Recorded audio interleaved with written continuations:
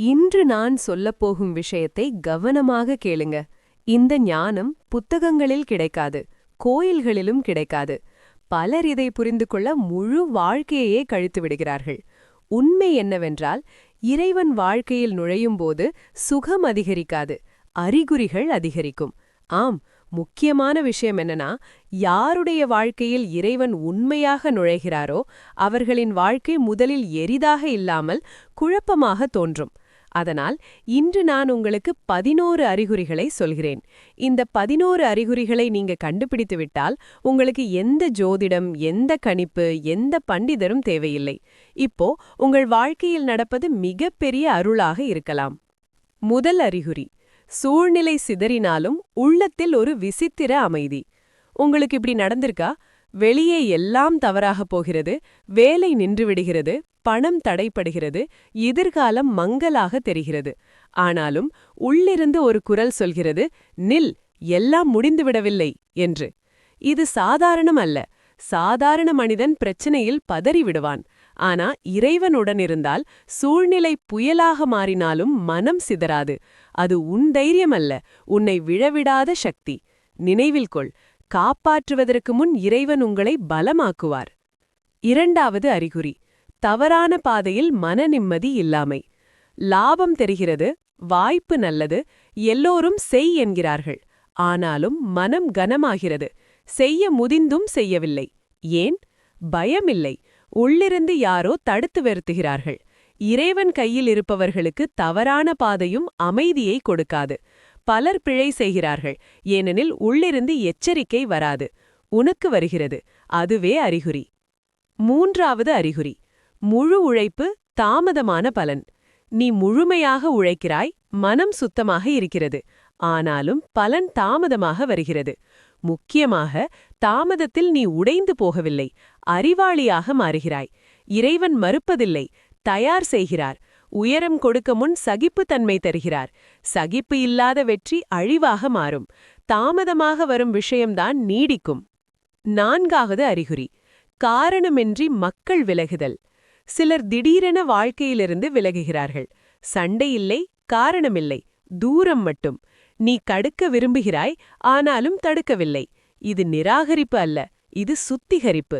இலக்குக்கு முன் இறைவன் சுமையை குறைப்பார். எல்லோரும் பயணத்துக்கு பொருத்தமானவர்கள் அல்ல. ஐந்தாவது அறிகுறி, பிரச்சனை அதையே, பதட்டம் குறைவு. பிரச்சனைகள் போகவில்லை, ஆனால் பயம் குறைந்துவிட்டது. தூக்கம் திரும்புகிறது. மனம் சொல்கிறது, எது வந்தாலும் பார்த்துக்கொள்வோம் என்று. இது அலட்சியமல்ல, நம்பிக்கையின் தொடக்கம். முன்பு சூழ்நிலையை நம்பினாய், இப்போது தெரியாத ஆதரவை நம்புகிறாய். ஆறாவது அறிகுறி, பழிவாங்கும் எண்ணம் மறைதல். உன்னை காயப்படுத்தியவரிடம் கோபம் இருந்தது. ஒரு நாள் திடீரென மனம் சொல்கிறது, விடு, போகட்டும் என்று. இது பலவீனமல்ல, உள்ளார்ந்த ஆதரவு கிடைத்தவர்கள்தான் மன்னிக்க முடியும். நீதி கொடுக்க முன் இறைவன் மனச்சுமையை அகற்றுவார். சில நேரம் பழிவாங்காமல் இருப்பதே மிகப்பெரிய வெற்றி. ஏழாவது அறிகுறி, மீண்டும் மீண்டும் காப்பாற்றப்படுதல். தவறான முடிவு எடுக்கப் போனாய், திடீரென மனம் மாறியது. தவறான மனிதர்களுடன் சேரப்போனாய், ஏதோ நடந்தது, நீ தப்பினாய். பல தடவைகள் ஆபத்து வந்தது, ஒவ்வொரு முறையும் காப்பாற்றப்பட்டாய். இது அதிர்ஷ்டமல்ல, கண்ணுக்கு தெரியாத பாதுகாப்பு. எட்டாவது அறிகுறி, தனிமை இனிமையாக தோன்றுதல். கூட்டம் சோர்வாகிறது, சத்தம் பாரமாகிறது, தனியாயிருப்பது நிம்மதியாகிறது. இது மன சோர்வல்ல, உள்ள பயணத்தின் தொடக்கம். இறைவன் நெருங்கும்போது மனம் வெளியில் குறைவாக அலைகிறது. ஒன்பதாவது அறிகுறி, பிறரின் தவறல்ல, தன் தவறு பெரிதல். முன்பு எல்லா தவறும் பிறருடையது போல தோன்றியது.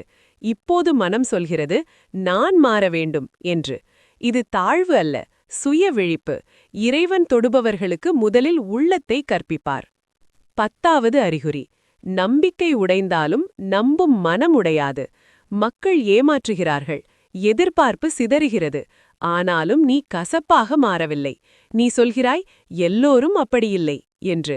இறைவன் வாழ்க்கையை எளிதாக்கவில்லை, அர்த்தமுள்ளதாக்குகிறார். 11வது மற்றும் மிக பெரிய அறிகுறி, குறைவாக கேட்பது, அதிகமாக ஏற்றுக்கொள்வது. முன்பு நீ இறைவனிடம் கேட்டாய், இப்போது நீ சொல்கிறாய், கொடுத்ததே போதும். குறை கூறல் குறைவு, நன்றியுணர்வு அதிகம். ஒரு நாள் உனக்கு புரியும், நீ இறைவனை தேடவில்லை, அவருடன் நடக்கிறாய் என்று. இந்த 11 அறிகுறிகள் வந்தால் வாழ்க்கையில் கஷ்டமில்லை என்று அர்த்தமில்லை. அர்த்தம், இப்போது கஷ்டம் உன்னை உடைக்காது, உருவாக்கும். இறைவனின் துணை சுகத்தில் தெரியாது, துன்பத்தில் கிடைக்கும் பொறுமையில் தெரியும். இந்த அறிகுறிகளில் 4, 5 கூட உன் வாழ்க்கையில் இருந்தால் நீ ஒருவனல்ல, கண்ணுக்கு தெரியாத சக்தி ஒன்று உன்னை தாங்கிக் கொண்டிருக்கிறது.